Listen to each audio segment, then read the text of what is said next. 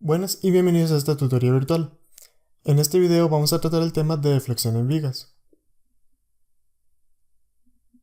Ahora, el problema que se nos dice que la barra CD se va a someter a un cambio de temperatura y nos piden averiguar cuál sería la fuerza que se somete en la barra CD sabiendo que la viga se va a flexionar. Para ello, vamos a proceder a encontrar los principales datos del problema. En este caso sabemos que es un acero A36, por lo que procedemos a obtener de datos de tabla lo que sería el módulo E y el coeficiente alfa. Y luego, para el caso del perfil W460 por 60, cuando se fija en una tabla de perfiles, básicamente siempre se nos da una figura general del perfil y los ejes XX o YY en diferentes configuraciones. Y lo único que hay que cuidar es ver respecto a cuál eje va a estar girando la viga. En nuestro caso, se puede ver que la viga va a girar respecto a mi eje XX. Y si nos fijamos en una tabla de perfiles, nos obtenemos que el momento de inercia de esta viga, o por lo menos de este perfil, va a ser igual a 255 por 10 a la 6 milímetros a la 4. Lo que vamos a proceder a hacer ahorita es un análisis estático del problema. Como podemos ver, se van a generar fuerzas en los puntos A, B y C, que es donde se encuentra mi barra. Y en este caso, tenemos que es un problema muy simétrico, puesto que los puntos A y C se encuentran a la misma distancia. Por lo tanto, la fuerza que se vaya a generar en A y la fuerza que se genera en C tienen que ser iguales para que así la sumatoria de momentos en B sea igual a 0. Y no solo tienen que ser iguales, sino que también tienen que ir en la misma dirección. Dicho de otra manera, se generan estas dos componentes de fuerza y una fuerza en el centro debido a mi pasador en B, donde sabemos que en C y en A se genera una fuerza de magnitud R y en B una fuerza de magnitud 2R.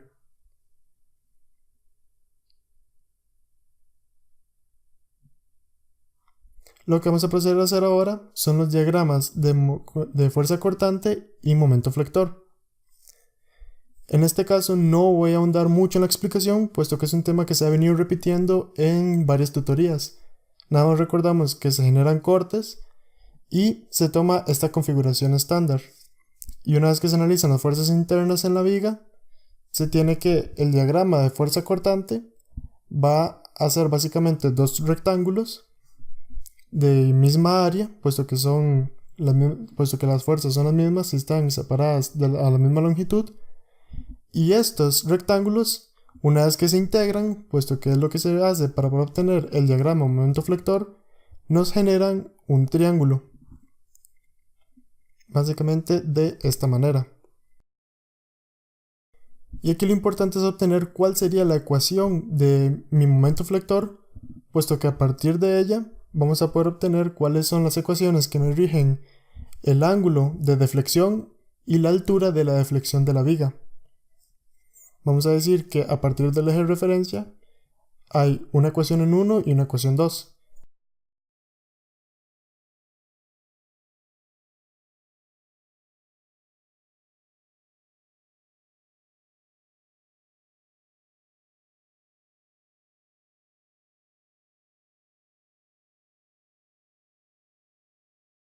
Para este momento en 2, vamos a decir que la ecuación va a ser igual a un delta y por delta x, que una vez que se realiza, se obtiene menos r como la pendiente, va a ir multiplicada por x, y luego se pone una altura inicial de r por 3. Con esto ya podemos plantear la ecuación de ángulo y de altura, que sería EI por V' es igual a la ecuación de momento 2, pero una vez que se haya integrado. Por lo tanto nos da menos rx al cuadrado medios más r por 3 por x más una constante 1 que proviene de la integración impropia. Y una vez que volvemos a integrar para obtener así la ecuación de la altura en la deflexión, nos da menos rx al cubo sobre 6 más r por 3 por x al cuadrado medios más c1 por x más c2. Nótense que aquí yo trabajo mucho llevando ciertas variables no en magnitud real, sino así en componentes como r o como 3. Esto para facilitarme algunos cálculos. Y comenzamos a evaluar lo que serían condiciones fronteras, que serían qué sucede en algunos puntos de estas ecuaciones, puesto que ya sabemos qué va a pasar. Por ejemplo, en la ecuación de y, sabemos que en x igual 0, nuestra altura tiene que ser igual a 0 porque es un pasador fijo. La viga no se puede mover de ese punto. Por lo tanto, la constante C2 tiene que ser igual a 0. Y luego, para mi caso de x igual a 3, sabemos que la altura a la que se va a estar la viga va a ser igual a la deformación axial que sufra mi tubo debido al calentamiento y a la fuerza en compresión. Y como podemos ver, tenemos que averiguar una constante C1 que vamos a poder averiguarla si analizamos una ecuación en nuestra sección 1. Analizamos entonces el diagrama de momento flector y vemos que la ecuación que rige el momento es igual a R por X. Volvemos a plantear entonces las ecuaciones de ángulo y de altura de la deflexión, ya que si averiguamos cuál sería el ángulo con el que termina mi ecuación de ángulo en mi sección 1, ese va a ser el valor de mi constante C1. Aquí simplemente voy a despejar las fórmulas una vez que se ha integrado y se vuelve a hacer el mismo análisis de condiciones fronteras. Lo primero que tenemos que ver es que en cuanto a la altura, tanto el inicio como el final de esta sección va a ser igual a 0. Dicho de otra forma, en x igual a 0, la altura es igual a 0, por lo tanto, esta constante C4 es igual a 0. Y en x igual a 3, la altura sigue siendo igual a 0. Por lo tanto, a partir de esta ecuación podemos despejar nuestro valor de C3, que sería igual a R por 9 medios, más C3 por 3 igual a 0.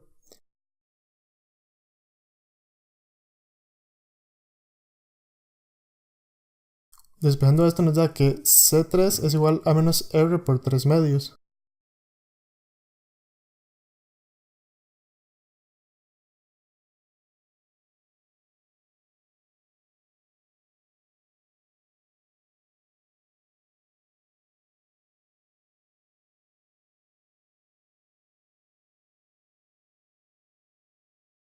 Una vez que utilizamos este valor de C3, evaluamos en x igual a 3, que es donde mi ecuación de ángulo va a obtener el valor de C1 o mi condición frontera de x igual a 0 en la sección 2. Procedemos entonces a despejar el valor de C1 y nos da que es igual a R por 3. Ya con esto tenemos todas las variables o todas las constantes de la integración despejadas y podemos pasar a averiguar cuánto sería la elevación que surge en x igual a 3 para mi ecuación de la sección 2.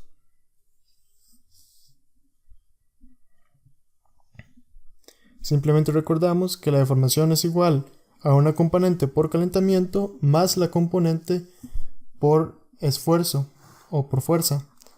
Aquí hay un pequeño error, notas en que puse la componente de la fuerza, que es P por L sobre A por E, como una parte positiva, cuando en realidad esa barra está en compresión. Más adelante voy a corregir eso.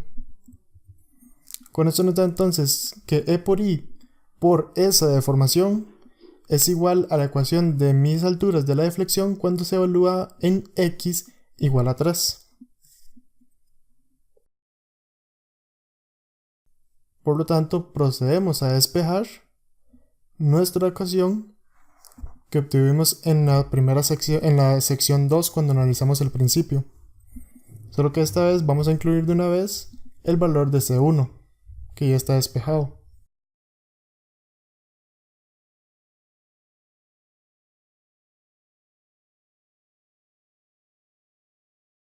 Aquí comenzamos a sustituir algunos valores y después de algunos pasos matemáticos llegamos a que esta expresión del lado derecho va a ser igual a R por 18. Por lo tanto, pasamos a dividir E por I y nos da que R por 18 sobre E por I tiene que ser igual, aquí ya corregí este pequeño error, que esta parte está en compresión. Si lo pueden ver, si se aumenta la temperatura, la barra tiende a empujarme la viga, por lo tanto, la viga comienza a aplastar la barra. Por lo tanto, es un efecto de compresión. Y esto impide que mi deformación crezca aún más. Y ahora sí, corrigiendo este pequeño error, procedemos a despejar que R por 18 sobre E por I más R por L sobre A por E tiene que ser igual a alfa por L por delta T, donde mi L y mi L, donde mi ambos L's es igual a 3.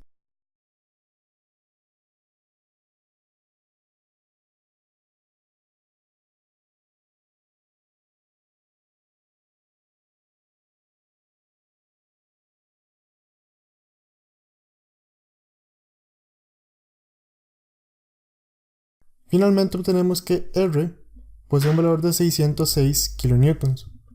Con esto queda concluida la tutoría. Muchas gracias.